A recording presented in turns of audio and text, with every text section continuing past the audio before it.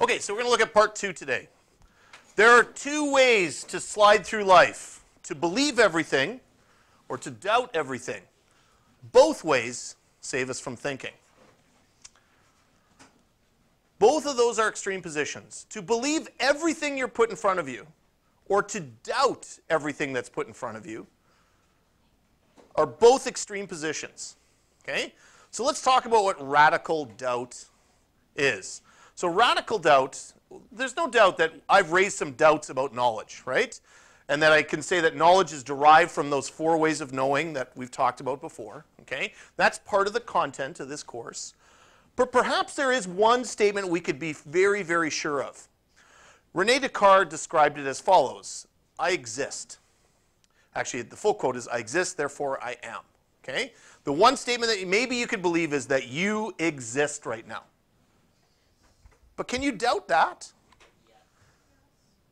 Is it possible you don't exist? Wow, you can. If you're pushed, you may not be sure of it. How many of you have seen the movie The Truman Show starring Jim Carrey? In The Truman Show, he lives in an island called Sea Haven, and he leads what appears to be an ordinary life. What he doesn't know is that the entire world that he lives in is a staged television program that has been staged for him his entire life since he was a baby. And then in reality, the reality is the world he knows isn't the world that he thinks it is. And over the course of the movie, he breaks that down and realizes what's going on. Some philosophers have said that maybe life is a dream. Maybe you will wake up seconds from now having this incredible dream that you were a teenager in high school on this planet called Earth. Anyone wake up yet? No, okay. It's weird, but it's a supposition that possibly we could at least put in the realm of skeptical doubt. The idea that we are plugged into the Matrix, for those who have seen those movies, right, and things like that. It's entirely maybe in the realm of possibility. Not probability, but possibility. To know one's ignorance is the best part of knowledge. So this leads into a position of solving that kind of problem with various philosophical positions, one of which is the broad term of relativism. So with relativism, some people react to this by saying, you know what? There is no such thing as absolute truth, and that truth is objective. In other words, what's true for me is true for me, and what's true for you is true for you. Everyone has their own truths based on belief, that you can believe whatever you want, and your truth is relative. And this can be different for individuals or different cultures. And so you could compare this to things like positions on morals. Right? Morals and ethics is a big part of the grade 12 course. But for example, one culture might believe, okay, within their culture, that a certain thing is not a good way to act. And another culture might feel that it is a good way to act. Okay, I'm not going to use specific examples, but I imagine you guys in your mind right now went to some example. Okay? Relativists would say that's fine, because what that culture believes is their deal, and what we believe is our deal.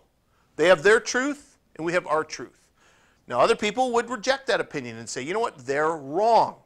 What we believe is, in fact, true.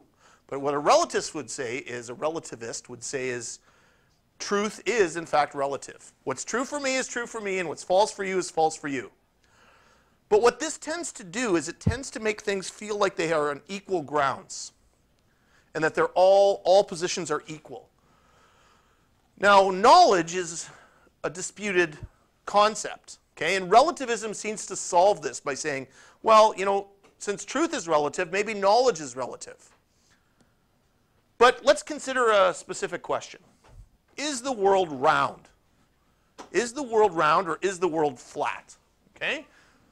So if we take the relativist position, there is a society called the Flat Earth Society that believes the Earth is flat. And you can believe the world is round. A relativist would say that's fine. They can believe it's flat, and we can believe it's round, and we can both be right, according to a relativist position. So right away, I'm hearing some disagreement by people saying, you know what? Just because they believe it doesn't mean it's necessarily true. And there's where the problem with belief is. Does belief and truth always line up? According to a relativist, it doesn't matter. Because whatever you believe to be true, that's fine. That's your position. But what I'm hearing is some people are right away rejecting that position of relativism because they reject it based on something. And the something is what came out today in the activity. That's where you guys feel like you need to justify that position. Okay, what if I make this statement? All truth is relative. Seems like a simple statement. You could respond. Really? Is that true? All truth is relativism? Is that a true statement? Yep. All truth is relative. Are you absolutely sure about that? I guess not, because I just said that all truth is relative. Oh, so the statement, all truth is relative, is only relatively true, right? Yes. So it could be true for you, but not true for me, that all truth is relative. So what you're creating here is an argument that doesn't seem to cohere, doesn't seem to fit, okay? It is something we're going to look at this year called a fallacy, a logical fallacy. There's a problem in the logic itself. It doesn't seem to fit together, okay? So there's some issues with belief and truth and how we can sort that out. A very popular error, having the courage of one's convictions. Rather, it is a matter of having the courage for an attack upon one's convictions. That's Nietzsche. Okay, so what should we believe?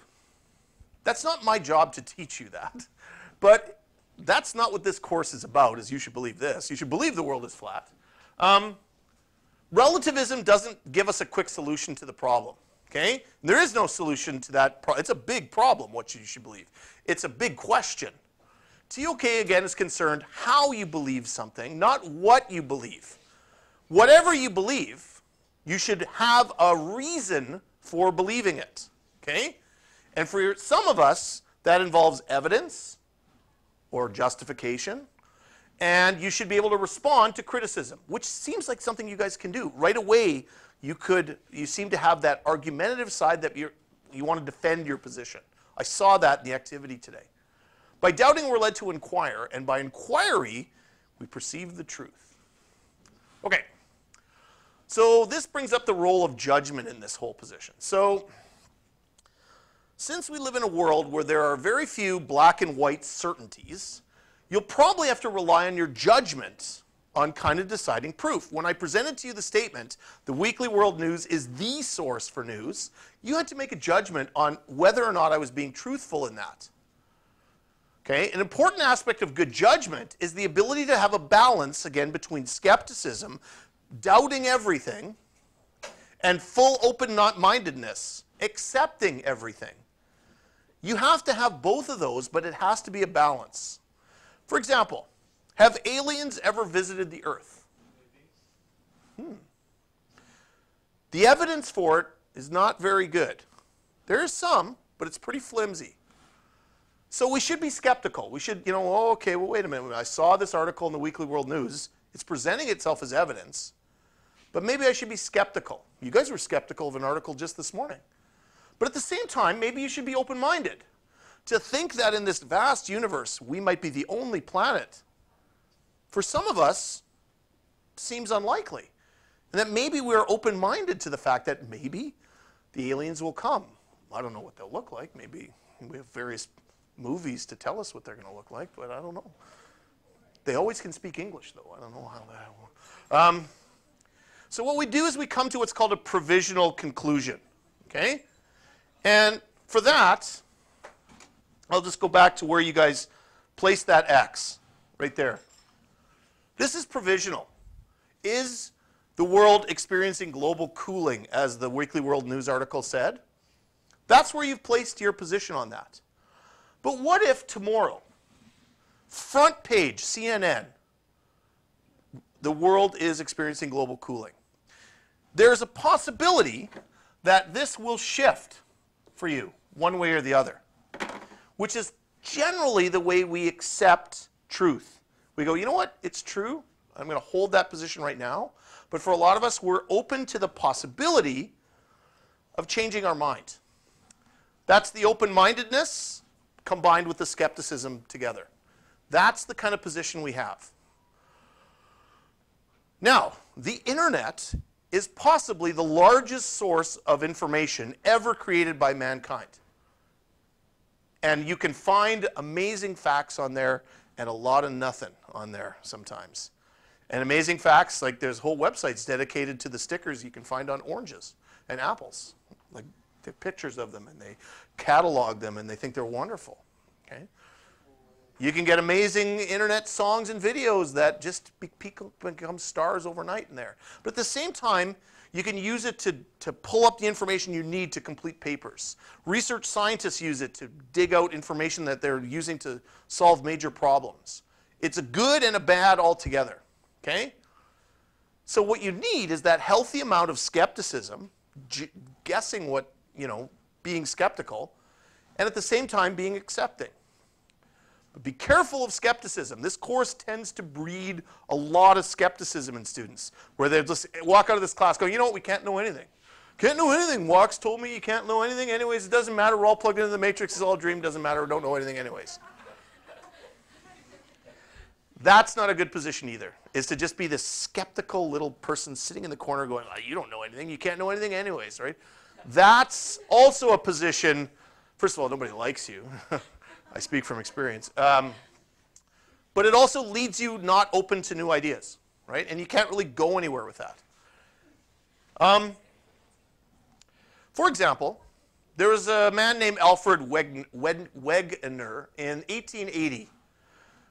That's when he was born, but he supposed and proposed the idea of continental drift in 1912.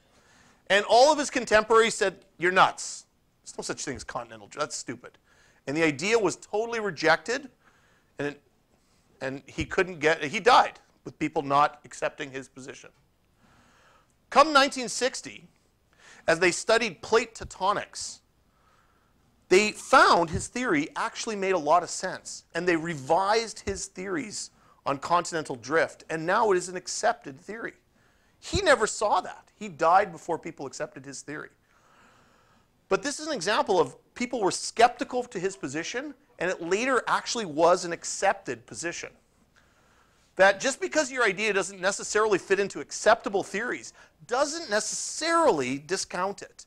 We have to make a good judgment on this.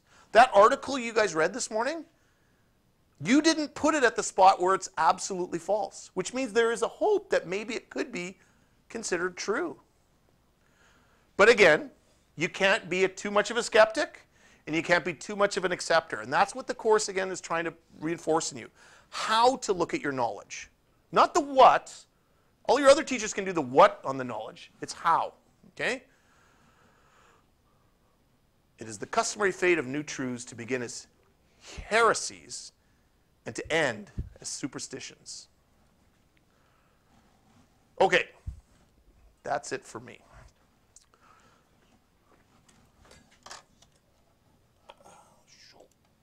So,